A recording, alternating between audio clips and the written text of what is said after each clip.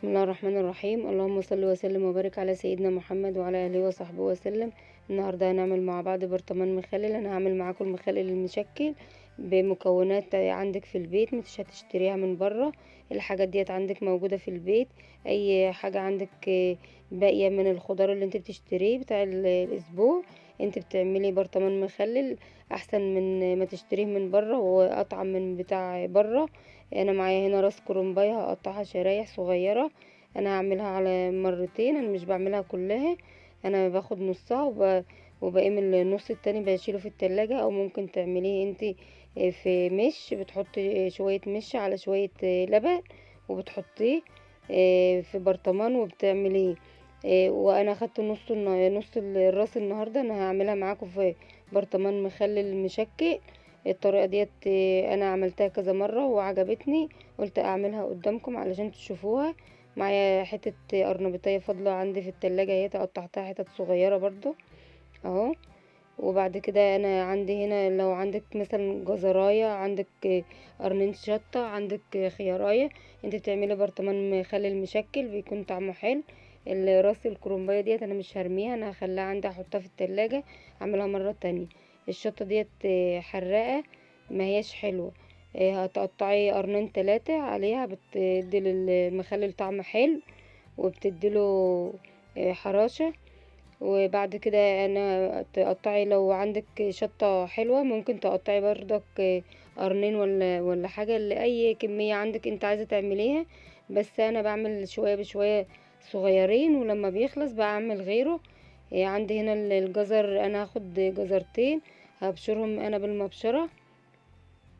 الطريقة ديت مش مكلفة، والبرطمان ديت بيقعد عندك كذا يوم. طريقة سهلة، انتي بمجرد ما بتعمليه بتاكليه بعد ساعة. بيتعمل سهل، ما فيهوش اي صعوبة. هاخد انا الخيار هقطعه بنفس طريقة الجزر، هتقطعيه طرنشات وهتقلبي الكمية دي على بعضها.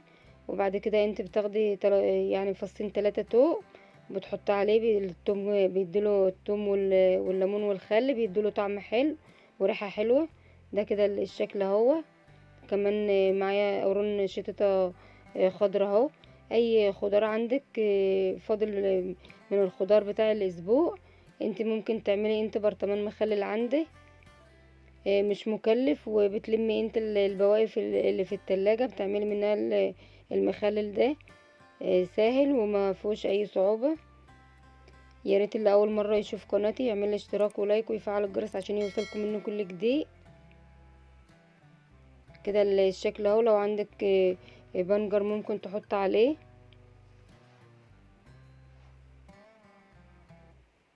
اي جزرايه، اي خيارايه، اي خضار عندك في التلاجة تعمليه.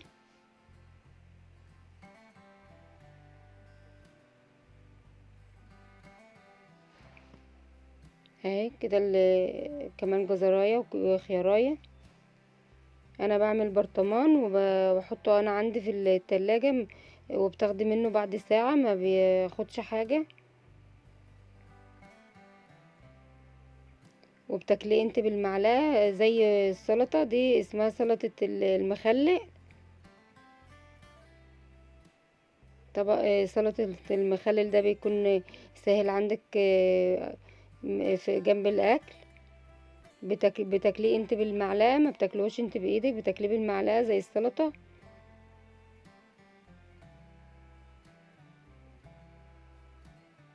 عايزة تعمليه في برطمان، عايزة تعمليه في سلطانية عندك على تحطيه عندك على الرخامة، بيكون ساهق.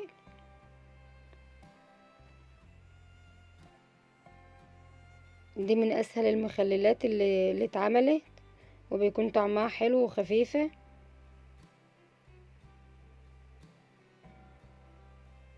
خدت انا شوية مية باردة، ما هيش سخنة، شوية مية باردين. بحط عليهم انا نص كوباية ليمون ونص كوباية خل. دي كده نص كوباية ليمون اهو، عصير ليمون، ونص كوباية خل. وتحطي انت الملح على حسب انت، على حسب رغبتك، عايزاه حادق عايزاه متوسط، على حسب انت ما انت عايزه حبه. انا هحط على البرطمان ده 3 معالق، ولو حابه انت تزودي ملح زودي على حسب انت اكله. ما تنسيش تحطي معاه 3 فصوص توم او 4 فصوص توم، بيدوله طعم حلو مع الليمون والخل.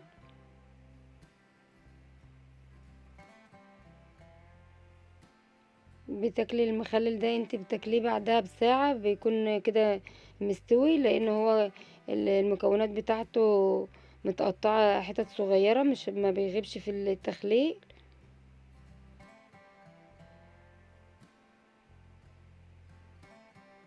اهو كده الشكل النهائي بتاعه اهو.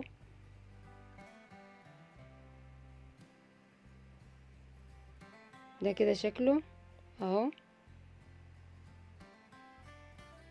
طعم وريحة تجنن.